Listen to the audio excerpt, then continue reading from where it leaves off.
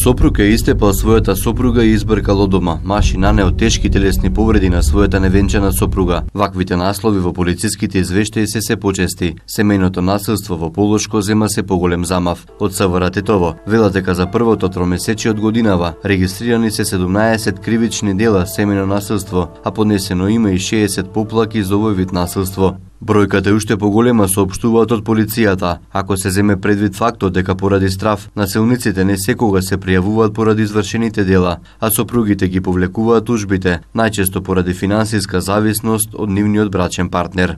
Имено, не мал број од оние кои пријавиле семејно насилство, односно од жртвите, по известно време се предомислуваат и се повлекуваат од натамошно законско санкционирање на семејното насилство со најразлични образложенија, а пред се поради финансиски и други причини. Од невладината Женски форум велат дека во Македонија постои добра законска регулатива за заштита на жртвите на семејното насилство, но законите не се спроведуваат во пракса, поради немање услови за згрижување на жртвите, но и човечки капацитет во институциите кои би работеле со нив. Затоа жртвите или не ги пријавуваат случаите, или пак се откажуваат од нив, поради страв дека нема да бидат заштитени до крај. Меѓу другото, од немање доволно физички капацитети за сместување на жртви на семејно насилство, значи говорам за шелтер центри.